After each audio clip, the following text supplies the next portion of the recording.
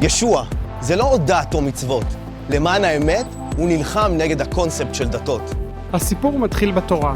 שם מסופר על מערכת יחסים בין אלוהים לבני האדם, כאשר בתחילה העניק להם אלוהים את זכות הבחירה החופשית. יחד עם הזכות האדירה הזאת לבחור בעצמנו, הגיעה גם אחריות אדירה, מאחר שלבחירה שלנו יש תוצאה והשלכה. כדי לקבל החלטות מושלמות, עלינו להיות מושלמים. אבל מזה אנחנו ממש רחוקים. ההחלטות שלנו מתקבלות מתוך קונפליקט פנימי, מאבק שיש בתוך כל אחד ואחת מאיתנו. מאבק בין לעשות את הטוב, להתחשב באחר, לבנות, לעודד, לדאוג לחלש, לקבל את השונה, או בקיצור, לאהוב את הזולת. לבין להיות אנוכי, לשים תמיד את עצמנו במרכז, ולרדוף אחרי מה שמרגיש לנו ממש טוב. גם אם על הדרך אנחנו דוחפים ודורכים ולא אוהבים אחרים. וזה אגב נקרא בתנ"ך חטא. המאבק התמידי הזה שבתוכנו, שבין החטא החושב רק על עצמו לבין אהבת הזולת, הוא ממש כמו מגפה עוברת בתורשה.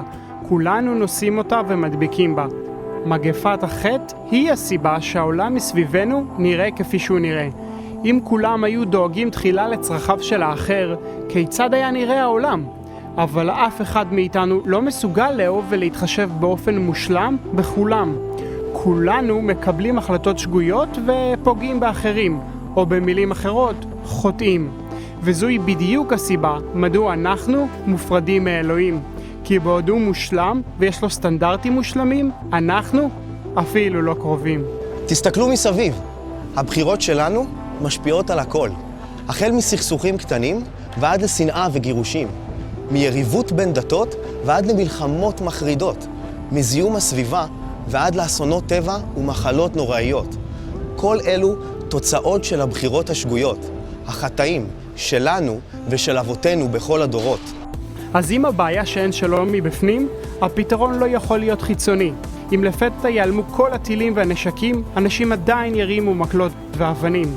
הרי כבני אדם תמיד נמצא דרכים אל מריבה ומלחמה.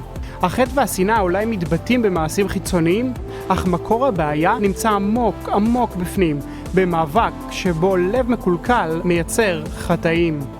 דתות לא מסוגלות לתקן את הלב.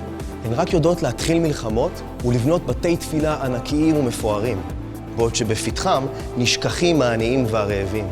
הפתרון שהן מציעות כדי לרצות את אלוהים זה ללפף על היד רצועות אור צבועות של חיות מתות, להפריד בין בשר לחלב, להעריץ רבנים ולנשק ידי כמרים.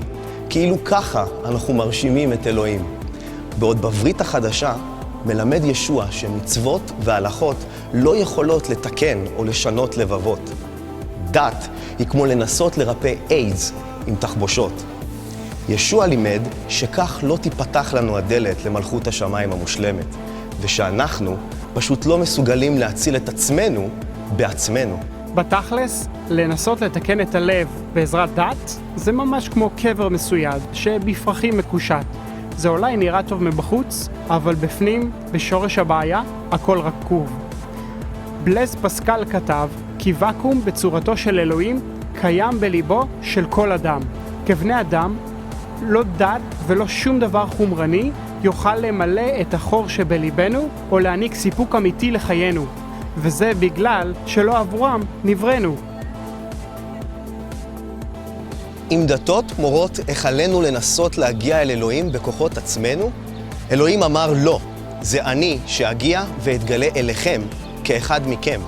להתגלות הזאת בתנ"ך ובברית החדשה מספר כינויים, כאשר הידוע שביניהם הוא המשיח. נביאי ומלכי התנ"ך מעניקים לנו תעודת זהות לקווי דמותו של המשיח. ישעיהו שניבא שאופן לידתו יהיה אות על טבעי. מיכה ניבא שמוצאותיו מימי עולם ולידתו בבית לחם. משה ניבא כי הוא יהיה מנהיג גדול ממנו. דוד המלך תיאר אותו כמושלם. דניאל ניבא כי הוא יבוא וימות לפני חורבן בית המקדש השני. ישעיהו ניבא כי העם שלו ידחה אותו והוא יסבול הרבה ייסורים, אך במותו יצדיק אותנו, רשעים וחוטאים. המלכים דוד ושלמה תיארו אותו כבן האלוהים, התגלמות לעולם בדמות אדם.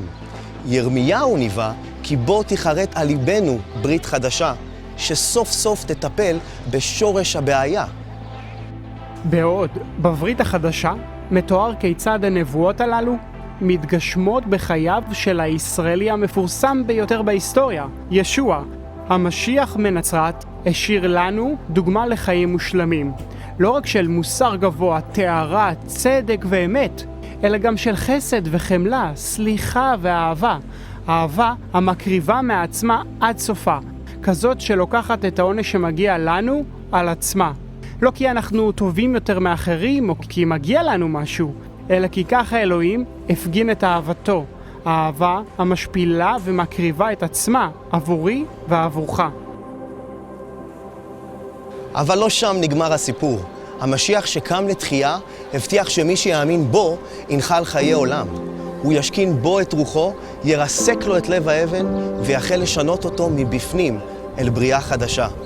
כך במאבק נוכל לנצח את מגפת החטא, לזכות במשמעות רוחנית לחיים ולקבל גישה למלכות האלוהים.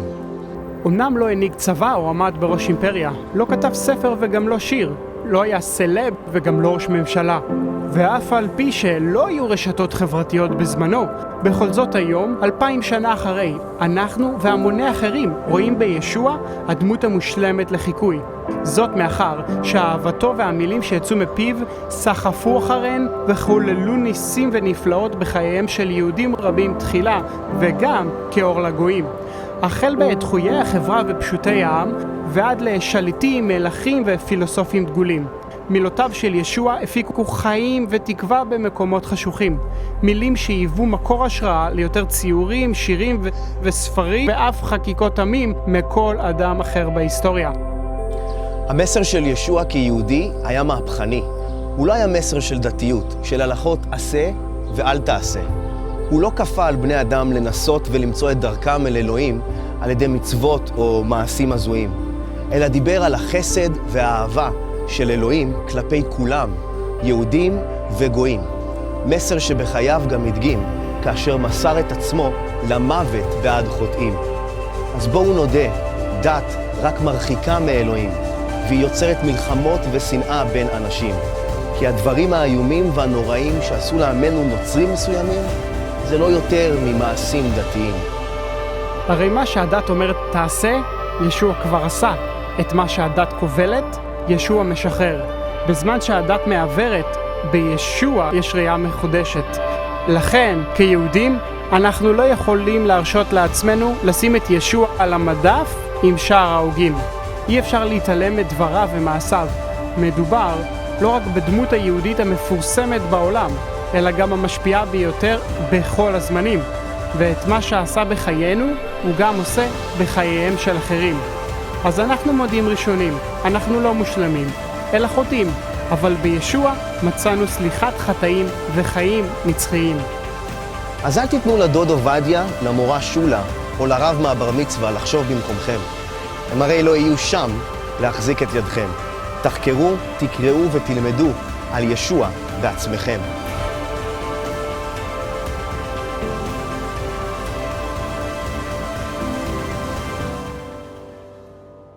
Our ministry, One for Israel, is an initiative of native-born Israelis on the forefront of media and high-tech evangelism, boldly proclaiming salvation to Israel.